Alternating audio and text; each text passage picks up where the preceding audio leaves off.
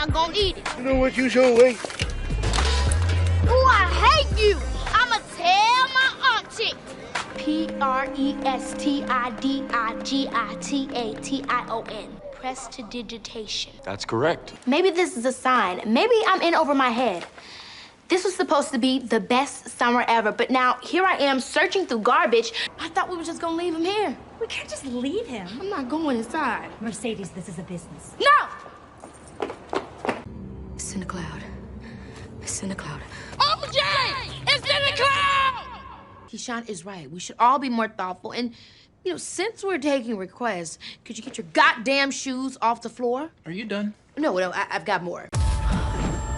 Get me out of here. Hey. Get me out of here. What's wrong? A girl from the suburbs disappears into thin air? He's hiding something. I think we should investigate. You know our work. I've secured the bag. All you do is choke, and I guess that's the real gag.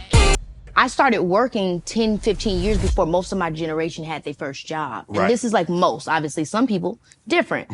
But no, I don't hold people to those standards. You know what I mean? Like, I feel like if I wanted somebody that made as much as me, this would be a date and not an interview. Could you imagine getting your first million before your driver license? She became a millionaire before she was old enough to drive. She survived domestic abuse, a very public custody war, and one of the messiest breakups in Hollywood. I, in my life, have learned that you have to draw lines. You know, you really do, especially with people that you love, so that they can't respect boundaries that you don't have. And somehow came out the other side with 2 Emmy Awards, a sold-out memoir, and a kiss that broke the internet. But stay with us, because the secret she revealed on Valentine's Day 2026 is something nobody saw coming. Where we have to literally dissociate so much. Yes. As an adult would in the workplace.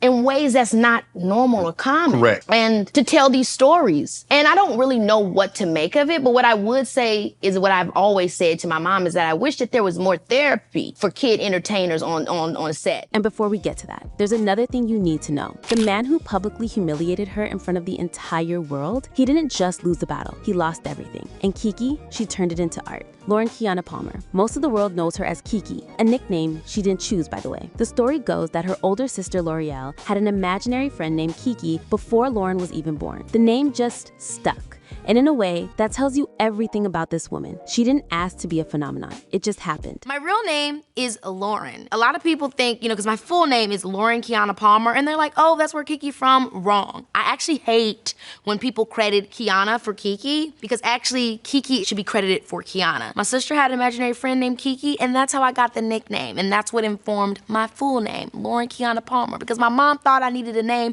that sounded like real chill so I'd get a job, and then I ended up going by Keke Palmer anyway, so that's a little funny. Born on August 26, 1993, in Harvey, Illinois, and raised in the small working-class town of Robbins, just outside Chicago, Keke was the daughter of 2 people who understood the ache of a creative dream deferred. Sharon and Lawrence Palmer had both studied acting, met in drama school, and had careers on stage before life required something more stable. Sharon became a high school teacher working with autistic children. Larry became a Catholic deacon who also worked for a polyurethane company. And in between church services and school runs, they watched their daughter catch fire. You know, my dad started working in a factory job. My mother was a substitute teacher for mentally challenged children. And then we would just hear of these stories. And I would always think to myself, that would be cool to be a part of that thing that it seemed to have made them so happy. By age 9, Keke was already performing. In 2002, she auditioned for a stage production of The Lion King in Chicago. And from that moment forward, there was no turning back. Her family eventually relocated to Los Angeles to give her a real shot at a career. She was 10 years old. The bet, as it turned out,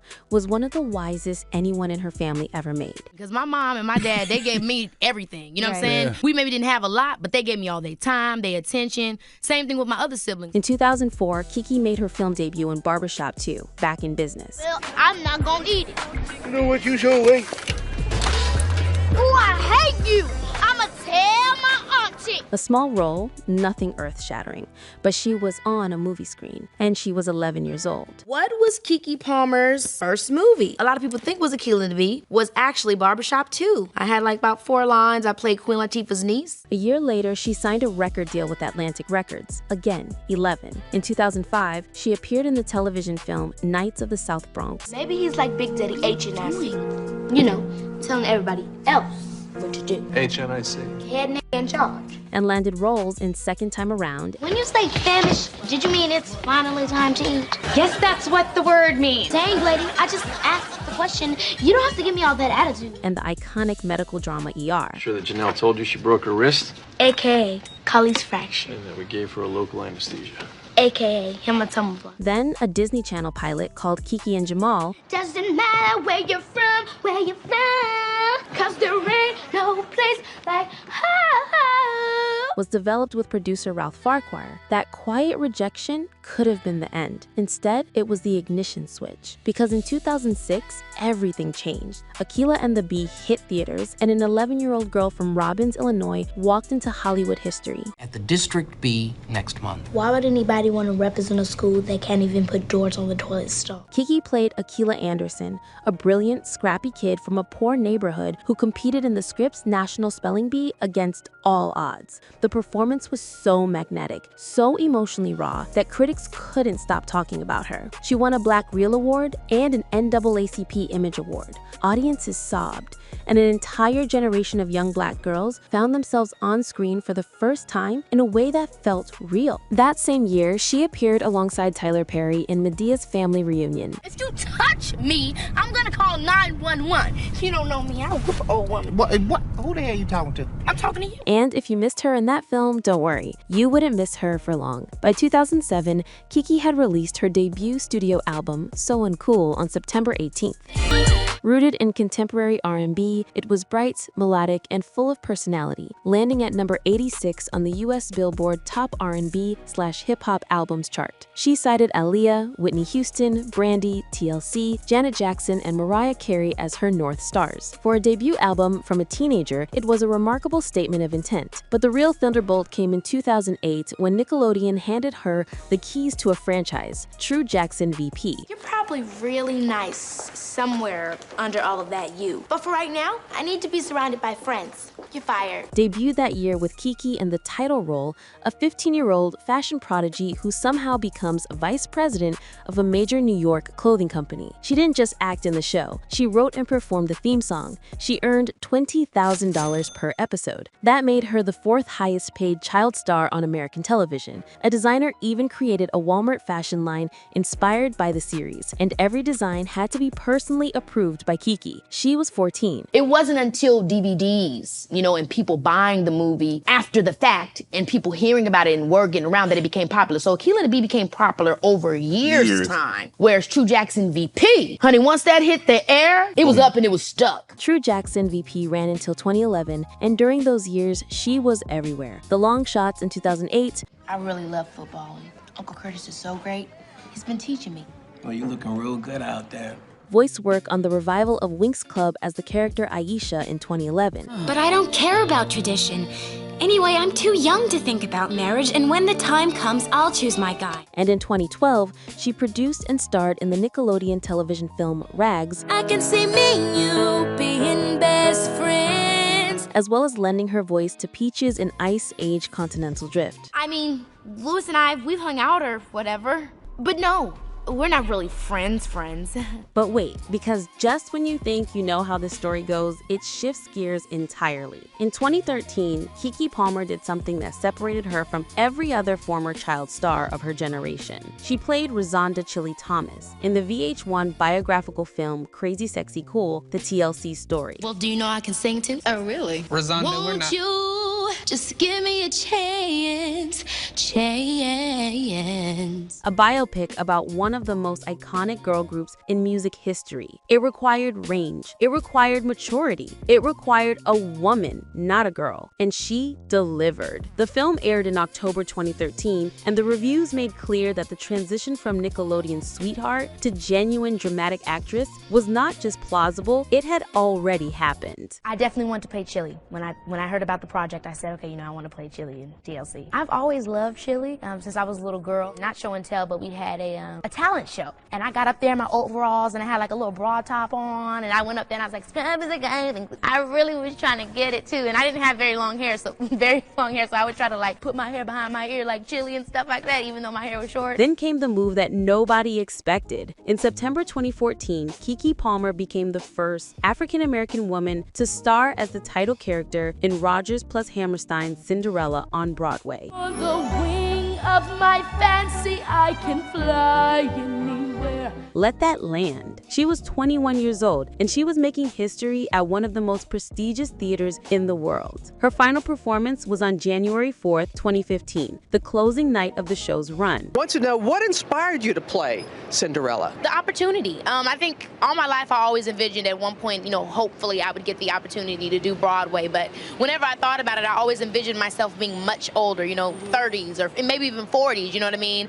And when the opportunity came up, I was like, well, Keke, this may be the one. That same year, she signed with Island Records. And that same year, she joined the Fox satirical horror series Scream Queens. There is food nowhere in Cat House. I guess it makes sense the cook did get a face fried up. Created by Ryan Murphy, playing the sharp and relentless Zayde Williams, a role that would run through 2016 and cement her as one of the most versatile performers on television. In January 2016, she appeared as Marty Maraschino in Grease Live. That's why I prefer a more worldly kind of guy. Excuse me, I'm feeling a teeny bit.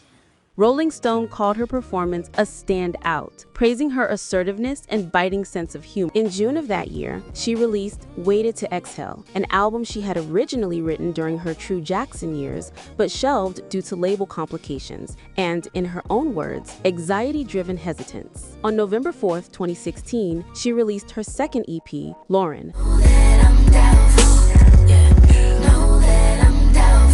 Accompanied by a 17-minute short film. She was 23. She was still just getting started. By 2017, Keke had published her first memoir, I Don't Belong to You, Quiet the Noise and Find Your Voice. She joined the drama series Berlin Station in its second season. Aspiring writer turned politician, ex-liberal, now super conservative. And he goes to church, but he did his PhD on Nietzsche. It's weird. And she found herself in a situation that shook her deeply, one she would not speak about publicly for years. Yeah, it's definitely not to be seen like just learning about your girl Keke. It's really not like that. It's like, yeah, you're gonna learn some stuff about Keke, but really the point is for us to learn stuff about ourselves. It's about, me saying, look, I don't really know much. I know you may think because I'm very successful that I know a lot of things. And it's like, I know some stuff, but really it's just because I'm trying. And these are the ways that I'm trying. I'm practicing these things and those things. And that's what makes me feel like I'm becoming my best self. But at the end of the day, we all in it together, #High School Musical. At a party in 2017, R&B singer Trey Songz allegedly tricked Keke into appearing in a music video without her knowledge or consent. Keke later described the incident as sexual intimidation, recounting how she hid in a closet to avoid being filmed, only to later discover that Songz and his associates had recorded her anyway. Songz denied the allegations publicly, but the story did not go away.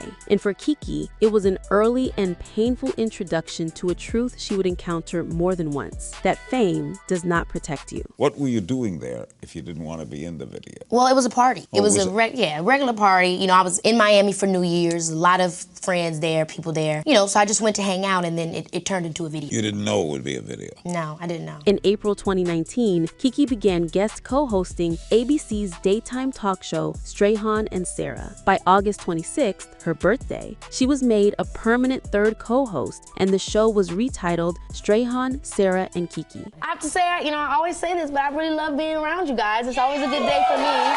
That same month of September, she appeared in Hustlers, the star-studded crime drama directed by Lorene Scafaria, in which she played a love-struck stripper navigating a scheme that would shake Wall Street. The cast included Jennifer Lopez, Constance Wu, Julia Stiles, and Lily Reinhart. Keke out her own in every frame. Come on, help me get him. Where are you taking him? We're gonna take him inside. I thought we were just gonna leave him here. We can't just leave him. I'm not going inside. Mercedes, this is a business. No! Then COVID arrived. Strahan, Sarah, and Keke was abruptly ended in March 2020 when the pandemic halted live studio production and ABC pivoted the time slot to news.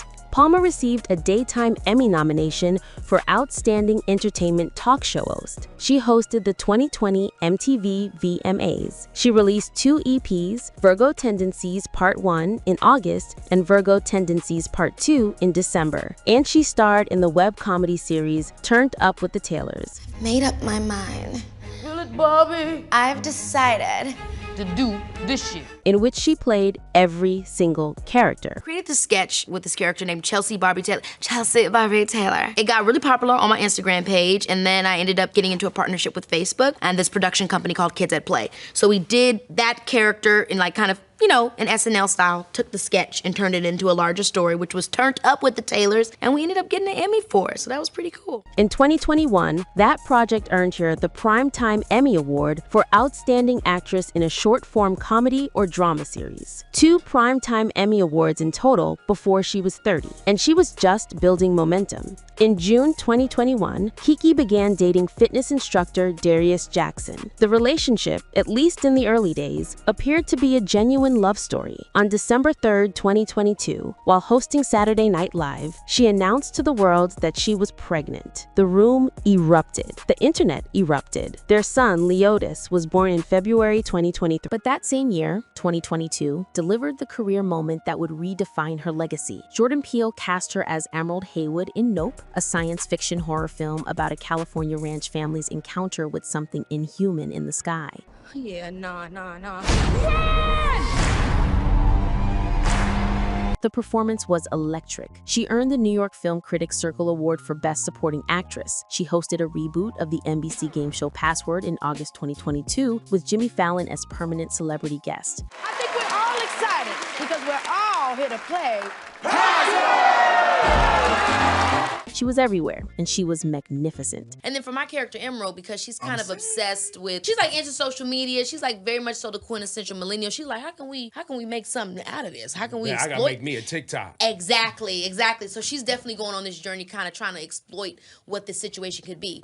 But behind closed doors, something was fracturing. In October 2023, Keke and Darius Jackson separated. The separation was not quiet. Court documents revealed allegations of domestic violence, physical abuse, trespassing, threats. Keke was granted a temporary restraining order and temporary sole custody of Leotis. Jackson denied the allegations, but the damage to their relationship was total. Now to our GMA cover story. Keke Palmer got a temporary restraining order against her ex-boyfriend, Darius Jackson, and requested full custody of their infant son. Palmer alleges in her court filing that he has been physically and emotionally abusive. And then, because this is Keke Palmer, she processed the trauma the only way she knew how. She turned it into work. I mean, ultimately, I was doing what I do as an entertainer, is I was creating a fun moment. You know, that's what he does with every entertainer that comes to his show. How it became a genuine storyline of that me and Usher are in love or me and Usher have something going on. You know, I don't know how it got there. But usually, as we all know, things are never really what they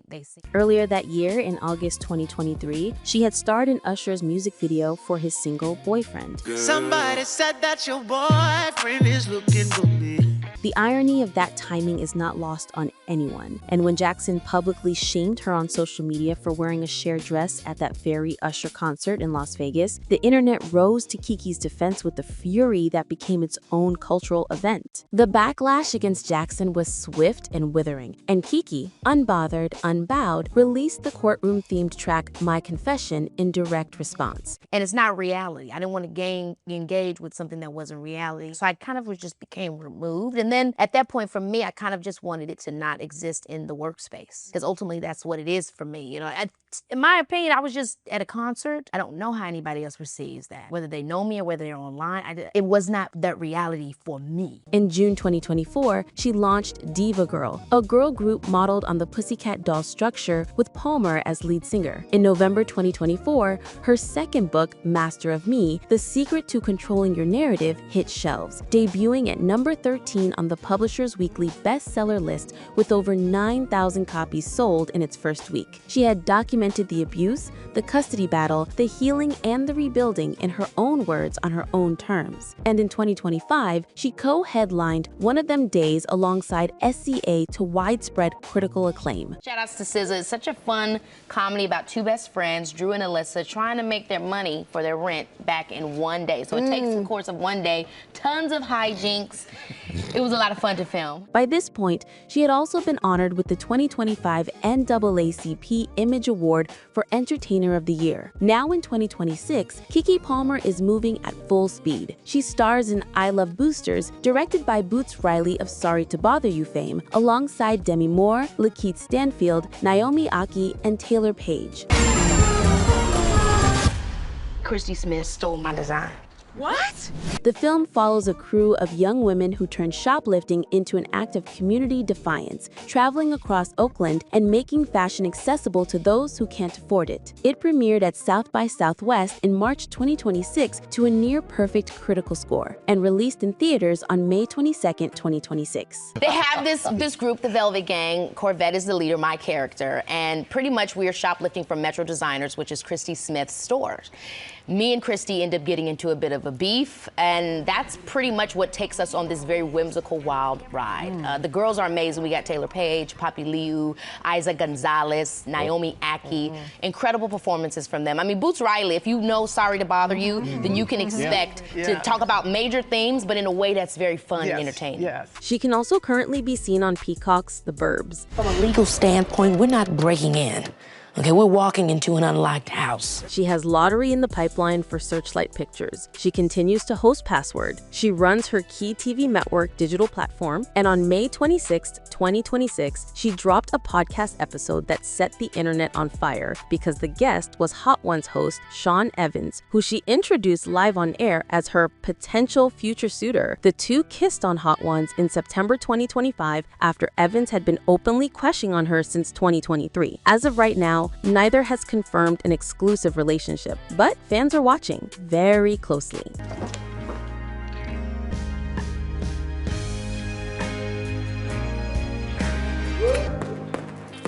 And now, that Valentine's Day revelation. On February 14th, 2026, Keke Palmer posted an Instagram caption stating she is almost 100% sure she is asexual. A woman who has been publicly scrutinized about her relationships, her body, her choices, and her sexuality for her entire adult life, quietly, defiantly, on Valentine's Day of all days, planted a flag. She had previously said in a 2017 interview that she doesn't define her sexuality by labels and believes people should remain fluid in how they understand themselves. In 2023, she said she had always felt accepted by and a part of the LGBTQ community. But February 14th, 2026 was different. It was a statement. It was clarity. It was hers. She has been a millionaire since she was 12 years old. She has built that wealth, estimated between $7.5 to $12 million in 2026, with extraordinary discipline, reportedly capping her monthly rent at $1,500 and her car payments at $340, channeling earnings into her business empire rather than luxury. She does not live for the appearance of wealth. She lives for the accumulation of power.